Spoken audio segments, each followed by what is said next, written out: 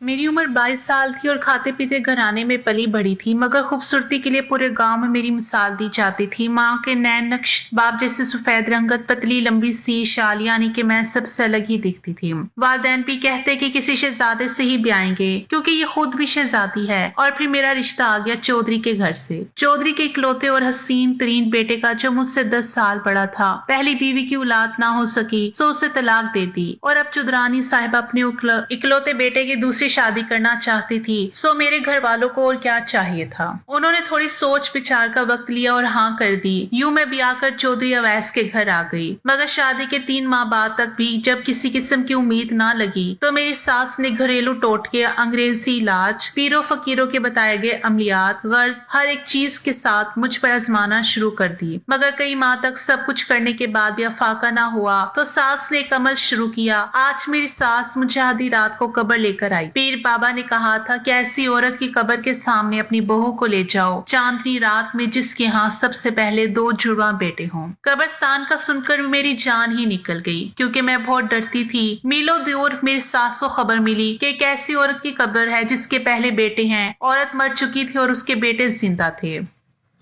मैं डरी सहमी कब्र के सामने बैठी थी और मेरी सास मेरे सर से 7 मिर्चें मारकर जलाने लगी। एक तो आधी रात और कब्रिस्तान, ऊपर से हम 2 तन्हा औरतें। पीर बाबा ने किसी मर्द को साथ लेके जाने से मना किया था। सास ये अमल करने के बाद मुझे घर ले आई। पीर बाबा ने कहा था चंद महीने में कामयाबी मिलेगी, लेकिन ऐसा कुछ नहीं हुआ। ये कोई पहला अमल नहीं था। फिर अब मेरी सास रोज रात को सोने से पहले मुझे एक तावीज नुमा पूड़ी देती और कहती कि मैं इसको अपने सरहाने रखकर सो जाऊं तो जल्द औलाद हो जाएगी। अब आप मेरा इलाज करवाएं, किसी अच्छे डॉक्टर से, मैं इन टोटकों से तंग आ गई हूँ। मैंने बेजारी से कहा तो मेरी सास आपे से बाहर हो गई। उन्होंने मुझ पर बहुत गुस्सा किया। मैं डर गई थी। मैंने आराम से वो पुड़िया ले ली थी और अपने तकिए के नीचे रखकर सो गई थी। मरती क्या ना करती। सुबह जब उठी तो मुझे सास की बात याद आई। मुझे लगा इस पुड़िया को लीमू के जूस में मिलाकर पीना है। मैंने जैसे ही तकिया ऊपर किया, मेरी हैरत की इंतहा न रही कि वहां पर पुड़िया की जगह 1000 के चंद नोट पड़े थे, यानी कि चंद 1000 पुड़िया वहां से गायब थी। मैंने वो पैसे उठाए और देखा क्या ये असली नोट है या नकली। वो नोट 100% असली थे। अब मैं फटी फटी आंखों से उन पैसों को देख रही थी और सोच रही थी कि सास को बताऊं कि नहीं। इतने में दरवाजा खुला। मैंने फौरन वो नोट तकिए के नीचे छुपा लिए। मेरी सास अंदर आई और पूछा लीमू का जूस पिया। मैंने इस बात में सर हिला दिया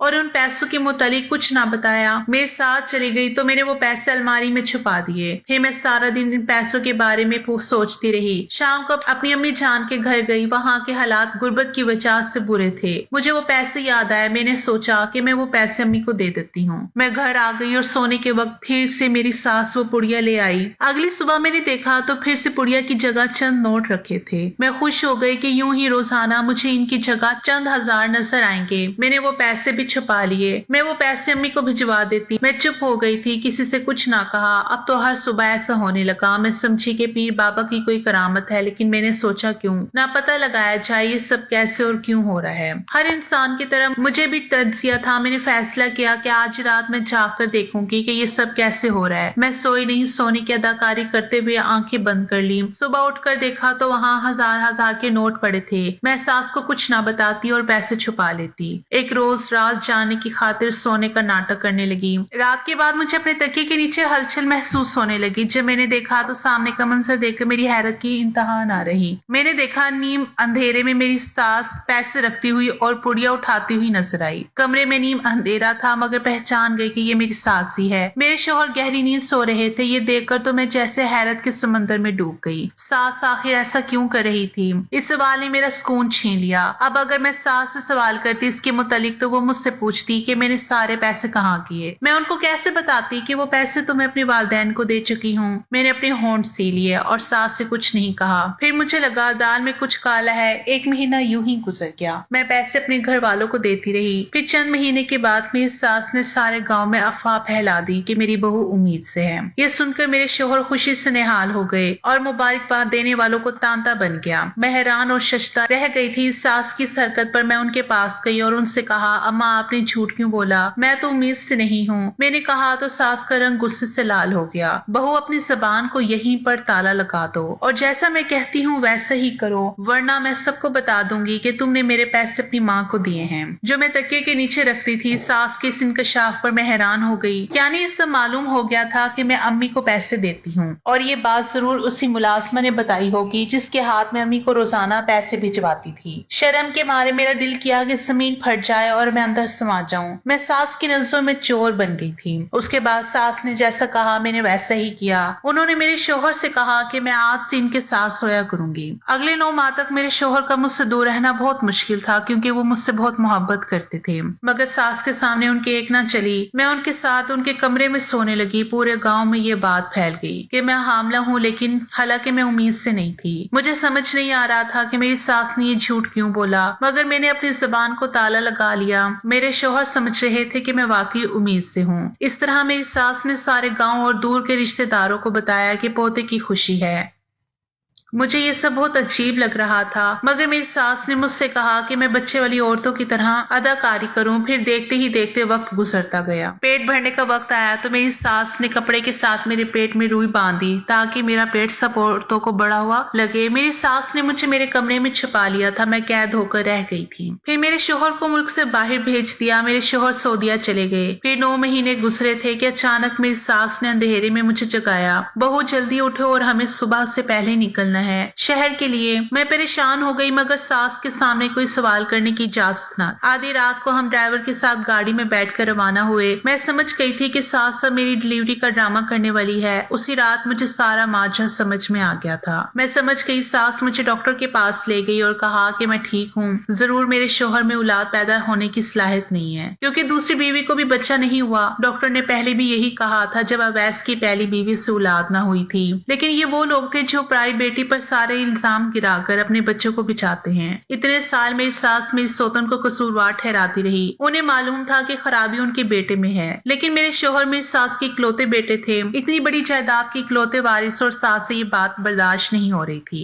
कि उनके बेटे को सबने ताना मारना शुरू कर दिए कि तुम बांझ हो। अपने बेटे की इज्जत बचाने के लिए मेरी सास ने मुझ जैसे कमजोर और गरीब लड़की को फंसा दिया ताकि मैं किसी से कुछ ना कहूँ। खैर हम दोनों शहर गए। वहाँ सास ने एक औरत से बात कर रखी थी। हम अस्पताल पहुंचे तो उस औरत के यहाँ बच्चे की पैदाइश होने वाली थी। तकरीबन आधे घंटे में उस औरत ने एक बेहद खूबसूरत बच्चे को जन्म दिया। मेरी सास ने उस औरत की जगह मुझे लिटा दिया और उस औरत और उसके शोहर को बहुत बड़ी रकम देते हुए जाने का कहा। वो दोनों मियाँ बीवी शायद बहुत जरूरतमंद थे और उनके पहले से बहुत सारे बेटे और बेटियां थी। गुर्बत की वजह से उन्होंने अपना आखिरी बच्चा मेरी सास को दे दिया। मेरी सास का उन लोगों से साल पहले मुआहदा हो चुका था। डॉक्टर भी मेरी सास के साथ मिली हुई थी। सास ने मेरी डिलीवरी की खबर सारे खानदान में फैला दी। सारे रिश्तेदार अस्पताल आ गए। हर तरफ खुशी थी, मगर मैं उदास थी, ये सोच कर कि मेरे शोहर कभी बाप नहीं बन सकते। मेरी सास ने बेटे से भी ये बात छुपा कर रखी थी। कमी उनके बेटे में है। खैर अवैस वापस आ गए। उन्हें लगा कि ये बच्चा उनका है। डॉक्टर साहिबा ने कहा कि डिलीवरी के वक्त कुछ पेचीदगियां हुई थी, इसी वजह से तुम्हारी बीवी अब कभी दोबारा माँ नहीं बन सकती, लेकिन चलो हमें वारिस तो दे दिया है ना। उसने अब सब ठीक है। मेरी सास ने एक और झूठ बोला। वो लोग मुझे वापस हवेली ले आए। हवेली में जश्न का समा था। मेरी सास ने कमाल महारत से अपनी इज्जत बचाई। किसी को कानो कान खबर ना हुई। पहले तो मेरा दिल नहीं किया इस बच्चे को उठाने का, लेकिन जब इस मासूम की तरफ देखा तो मेरे दिल की ममता जाग गई। मैंने बच्चे को उठाया और अपने दिल से अपनाया। सास ने मेरे बेटे का नाम रूहान रख दिया और कहा कि ये हमारा वारिस है। यूं देखते ही देखते रूहान 4 साल का हो गया। रूहान के आने से मुझे अपनी जिंदगी मुकम्मल लगने लगी। मेरी सास को इसमें दिलचस्पी नहीं थी, बस कुदरत के आगे बेबस हो गई थी। उन्हें अपनी और अपनी इकलौते बेटे की इज्जत बचाना थी, सो बचा ली। अब वो मुतमईन थी, लेकिन सगा बेटा ना होने का दुख उन्हें अंदर ही अंदर खाए जा रहा था। एक दिन अचानक मेरी तबीयत बिगड़ गई। मुझे चक्कर आ गए। मैं गश खाकर गिर गई। मेरी सास और मेरे शोहर मुझे जल्द करीबी अस्पताल लेकर गए। वहां जाकर पता चला मैं वाकई उम्मीद से हूँ। कुदरत की इस कारीगरी पर मैं हैरान थी। मेरी सास खुशी से पागल होए जा रही थी। उन्होंने मुझे शिद्दत से गले लगा लिया, मेरे माथे पर बोसा दिया। मेरे शोहर अपनी माँ से भी ज्यादा खुश हो गए। मैं समझ गई कि मैंने रूहान को दिल से अपनाया, इसे माँ का प्यार दिया, इसलिए अल्लाह को मेरी ये नेकी पसंद आ गई और मेरा रब मुझ पर मेहरबान हो गया। मेरी भी खुशी का कोई ठिकाना नहीं था। हम घर वाले जब रूहान को लेकर वापस गए, मैंने हिम्मत नहीं हारी। मैंने अखबार में एक हकीम का इश्तिहार देखा था। वो बेऔलादी का इलाज कर करते हैं। मैंने एक मुलाजमा को उनके पास भेजा और दवाइयां मंगवा ली अपने शोहर के लिए। मैं अवैस को बताए बगैर रोजाना दूध में वो दवाइयां मिलाकर उनको देने लगी, जिसकी उन्हें खुद भी खबर नहीं हुई। ये उन्हीं दवाओं का नतीजा था। दरअसल मेरे शोहर को इलाज की जरूरत थी, मगर मेरी सास ने अपनी अना की खातिर उन्हें डॉक्टर के पास जाने नहीं दिया। ये कह कर के तुम्हारी पहली बीवी बांझ है, तुम दूसरी शादी करो। अब हकीकी मायनों में हम खुशी से सरशार थे। इतनी खुशी मैंने अपनी सारी जिंदगी में नहीं देखी। घर आकर रूहान रोने लगा तो मैंने उसे उठा लिया। ये मंजर देखकर मेरी सास का चेहरा गुस्से से लाल हो गया। उन्होंने रूहान को मुझसे छीन लिया और कहने लगी, खबरदार, अब अगर तुमने वजन उठाया, बिस्तर से कदम भी नीचे रखा तो भी खैर नहीं होगी। मेरे आने वाले पोते का ख्याल रखो। मेरी सास की इस बात पर मुझे रोना आ गया।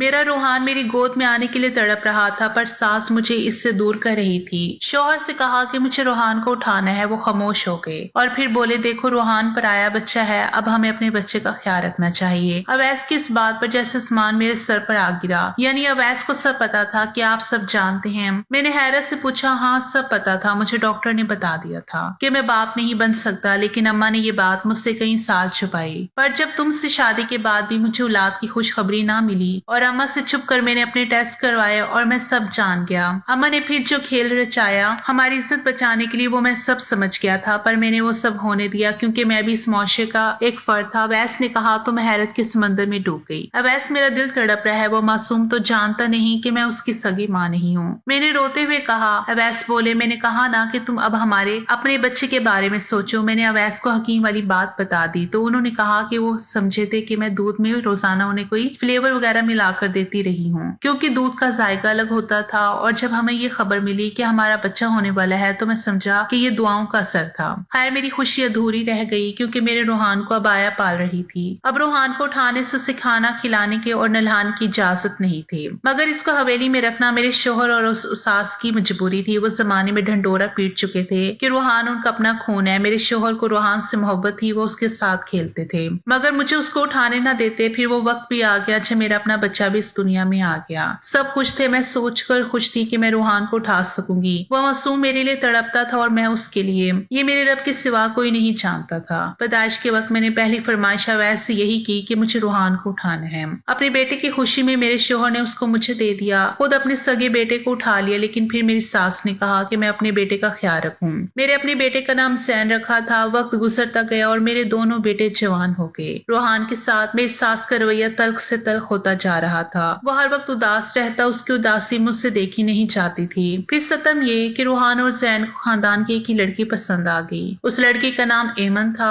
और वह अवैस के एक तायाजाद भाई की बेटी थी। सब जानते हुए भी मेरे शोहर और मेरी सास ने जैन के रिश्ते की बात उनसे कर दी। मुझे यहाँ भी रूहान का दुख हुआ। एक दिन अचानक जैन ने नई और महंगी तरीन गाड़ी के लिए बाप से अच्छा खासा पैसा मांगा। बेटा, इस सारी जायदाद के तुम अकेलौते वारिस हो। मेरी सास ने रूहान के सामने ये बात कही तो उन दोनों बेटों ने सवालिया नजरों से मेरी तरफ देखा। मैंने बेबसी से नजर झुका ली और फूट फूट कर रोने लगी। रोते हुए मैंने दोनों बच्चों को सारी सच्चाई बता दी और हाथ जोड़कर रूहान से माफी मांगी, मगर ये सुनकर वो इतने सदमे में आ गया कि हवेली ही छोड़कर चला गया। मैं उसके पीछे भागी, लेकिन वो मुझसे दूर जा चुका था। जब शोहर को रूहान के जाने की खबर हुई तो वो उसे दीवाना वार तलाश करने लगे। सच था कि जैन हमारी अपनी औलाद थी, लेकिन अवैस को रूहान से भी मोहब्बत थी। 4 साल तक उन्होंने भी उसको अपनी औलाद की तरह समझकर पाला, जब उन्हें अपनी औलाद की उम्मीद ना थी। इतना अरसा तो किसी जानवर को साथ रखे तो उससे भी उनसियत हो जाती है। ये तो फिर जीता जागता इंसान था। कई माह तक वो गायब रहा। मैं और अवैस उसकी जुदाई में बीमार हो गए, जबकि जैन भी बहुत उदास था।